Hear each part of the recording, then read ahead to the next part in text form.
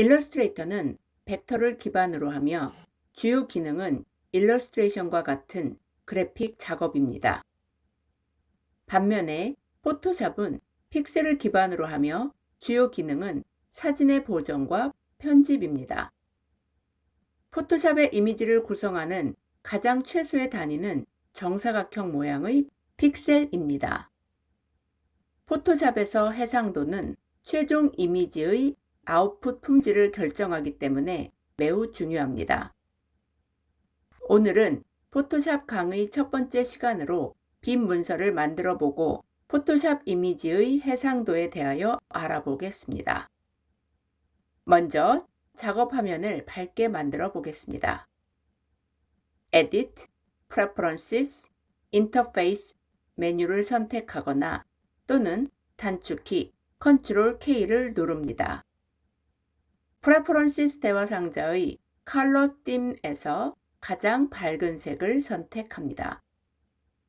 Units and Rulers를 클릭한 후 자의 단위를 centimeters, 글자의 단위는 points, 프린트 레졸루션은 300, 스크린 레졸루션 72로 세팅되었는지 확인한 후 OK를 클릭합니다. 새로운 빈 문서를 만들기 위해 파일, New 메뉴를 선택하거나 또는 단축키 Ctrl+N을 누릅니다. 아니면 New 버튼을 클릭합니다. New 다큐멘트 대화 상자는 최종 아웃풋의 용도에 따라 사진, 인쇄, 아트와 일러스트레이션, 웹, 모바일, 그리고 필름과 비디오별로 다양한 문서 크기를 제공합니다. 포토, 프린트, 아트 앤 일러스트레이션은 고해상도로 작업해야 하기 때문에 300ppi로 되어 있고 웹, 모바일, 필름 앤 비디오는 스크린용으로 저해상도로 작업해야 하기 때문에 72ppi인 것을 볼 수 있습니다. 여기서 ppi는 픽셀 per 인치의 약어로서 1인치당 픽셀의 개수를 의미합니다. 1인치당 픽셀의 수가 많으면 고해상도, 픽셀의 수가 적으면 저해상도 이미지가 됩니다. 여기서 한 단계 더 나아가 아웃풋의 용도와 인쇄할 종이의 종류에 따라 해상도에 대하여 좀 더 자세히 말씀드리면 홈페이지를 위한 이미지는 72ppi를 사용합니다.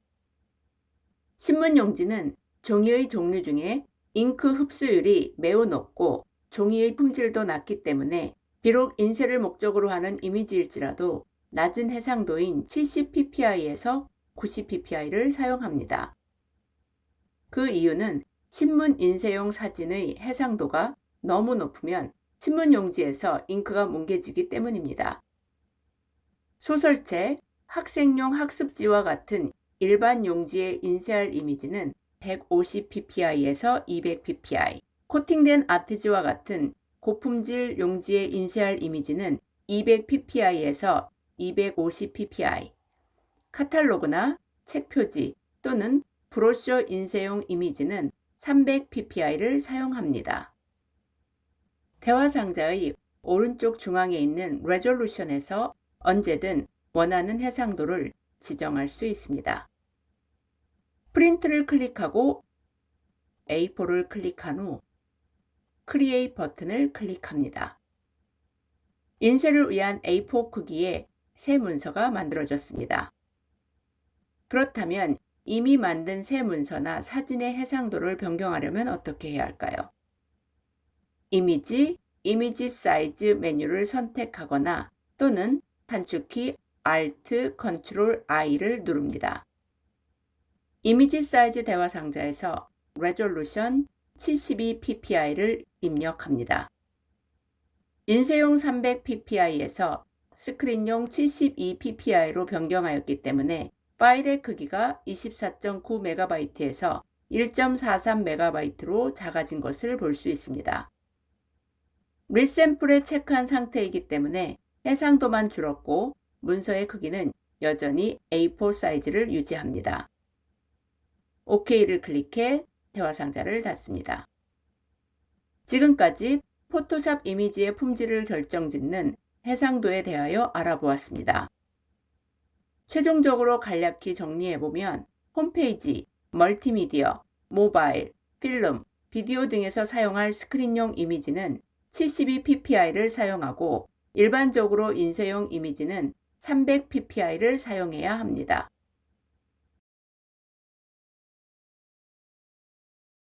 칼라는 CMYK와 RGB 두 종류로 분류할 수 있습니다. CMYK는 사이안, 마젠타, 옐로우, 블랙 4가지로 구성된 인쇄용 색상입니다. RGB는 레드, 그린, 블루 3가지로 구성된 웹이나 멀티미디어와 같은 스크린 용도로 사용하는 빛의 색상입니다. 이번 시간에는 포토샵의 색상에 대하여 알아보도록 하겠습니다. New 버튼을 클릭합니다. New 다큐멘트 대화 상자의 프린트에서 A4를 클릭합니다. 칼라 모드를 보면 RGB 칼라로 표시됩니다. 일반적으로 인쇄를 목적으로 하는 이미지는 CMYK 모드를 선택해야 하고 스크린에서 사용할 이미지는 RGB 모드를 선택해야 합니다. 그러나 인쇄용 문서를 선택했음에도 불구하고 칼라 모드가 RGB 칼라로 표시되는 이유는 CMYK 모드에서는 포토샵의 일부 필터 기능을 사용할 수 없기 때문에 시작 문서는 RGB 모드로 하고 작업 후에 CMYK 모드로 변환해야 합니다. 따라서 비록 인쇄를 위한 문서일지라도 처음 문서를 만들 때에는 반드시 RGB 모드를 사용하여야만 합니다. 크리에이트 버튼을 클릭해 새로운 문서를 만듭니다.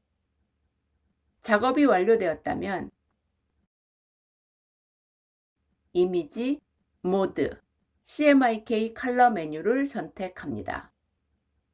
아도be 포토샵 CC 경고 상자에서 OK를 클릭합니다.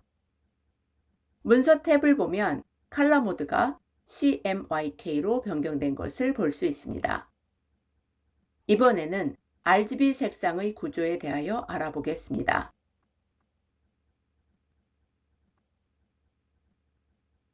일러스트레이터는 필 색상과 스트로크 색상으로 구분하지만 포토샵은 포그라운드 컬러와 백그라운드 컬러로 구분됩니다. 툴 패널 하단에서 Set Foreground Color 아이콘을 클릭합니다. 컬러 피커 포그라운드 컬러 대화 상자의 하단 중앙을 보면 샵으로 시작하는 6자리 진수 코드를 볼 수 있습니다. 진수 코드의 처음 2자리는 레드 색상, 세 번째와 네 번째 자리는 그린 색상, 5번째와 6번째 자리는 블루 색상으로 구성됩니다. 다시 말씀드리자면 6자리 진수 코드의 컬러를 분석하면 RR, GG, BB가 되는 것입니다. 진수 코드는 0부터 9까지의 숫자와 A부터 F까지의 스펠링으로 표시됩니다.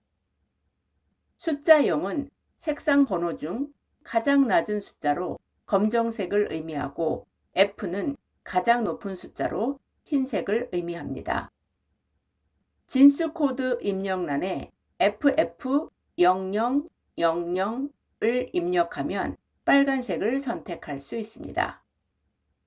좀 더 자세히 설명드리면 샵 FF0000은 레드가 가장 높은 값 F를 갖고 그린과 블루는 가장 낮은 값인 0을 갖기 때문에 즉 그린과 블루가 없기 때문에 색상이 빨간색이 되는 것입니다. 진수 코드 입력란에 00 FF00을 입력하면 레드와 블루는 없고 그린만 있기 때문에 녹색을 선택할 수 있습니다. 진수 코드 입력란에 0000 FF를 입력하면 레드와 그린은 없고 블루만 있기 때문에 파란색을 선택할 수 있습니다. 진수 코드 입력란에 3을 6번 입력하면 검정색으로 가장 낮은 색상 번호인 0과 가까워 어두운 회색을 선택할 수 있습니다. 진수 코드 입력란에 6을 6번 입력하면 중간 회색을 선택할 수 있습니다. 진수 코드 입력란에 9를 6번 입력하면 밝은 회색을 선택할 수 있습니다. 진수 코드 입력란에 0을 6번 입력하면 검정색을 선택할 수 있습니다. 진수 코드 입력란에 F를 6번 입력하면 흰색을 선택할 수 있습니다. 그렇다면 우리가 필요한 색상의 모든 진수 코드를 모두 외워야 할까요? 다행히도 외울 필요가 없습니다. 대화 상자에서 컬러 상자를 클릭하여 원하는 색상을 선택하면 16진수 색상 코드가 자동으로 표시되기 때문입니다. 만약 여러분이 웹 개발자라면 웹사이트에 동일한 색상을 사용하기 위해 16진수 색상 코드를 제공하기만 하면 됩니다. OK를 클릭해 대화 상자를 닫습니다. 툴 패널 하단에서 Set Background Color 아이콘을 클릭합니다. 컬러 피커 백그라운드 컬러 대화 상자에서 원하는 색상을 선택한 후 OK를 클릭합니다. 빈 문서를 앞 색상과 뒷 색상으로 채워보겠습니다. Alt Backspace 또는 Alt Delete를 누르면 문서를 앞 색상으로 채울 수 있습니다. Ctrl Backspace 또는 Ctrl Delete를 누르면 문서를 뒷 색상으로 채울 수 있습니다. 인쇄 색상인 CMYK와 빛의 색상인 RGB의 차이점을 이해하지 못하거나 실수로 인쇄용 문서에 RGB 이미지를 사용한 상태로 인쇄하였다면 여러분은 전혀 기대하지 않았던 색상의 사진을 얻게 될 것이고 결국 비용을 다시 지불하고 인쇄를 다시 해야 하는 불상사가 생길 수 있습니다. 포토샵에서 색상의 선택은 경제적 손실을 초래할 수 있기 때문에 매우 중요합니다.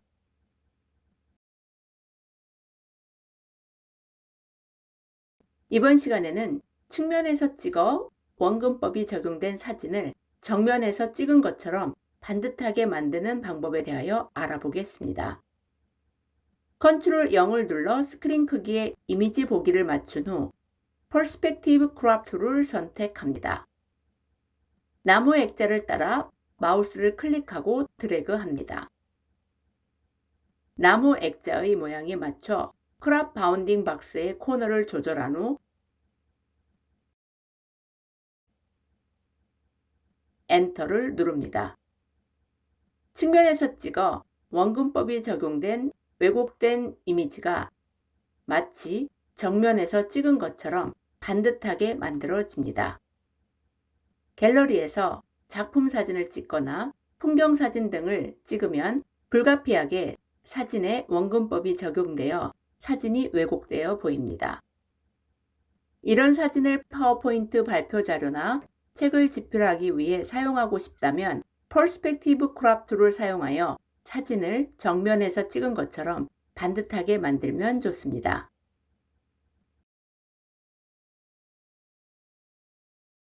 이번 시간에는 기울어진 사진을 반듯하게 만드는 방법에 대하여 알아보겠습니다. 지금 보고 계신 사진의 모텔 표지판을 보면 각도가 기울어진 것을 볼 수 있습니다. 이것을 반듯하게 만들어 보겠습니다. 룰러 툴을 선택합니다.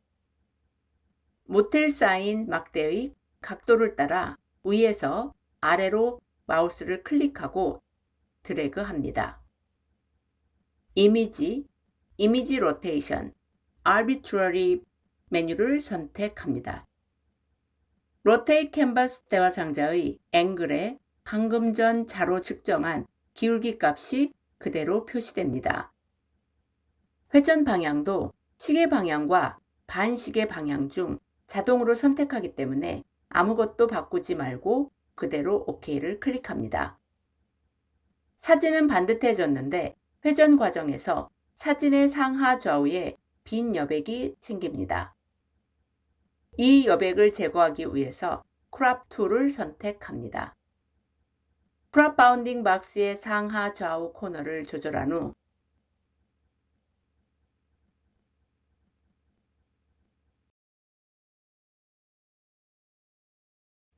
엔터를 누릅니다. 문제되는 여백이 깔끔하게 제거되었습니다. 그럼 오늘 강의는 여기서 마치겠습니다.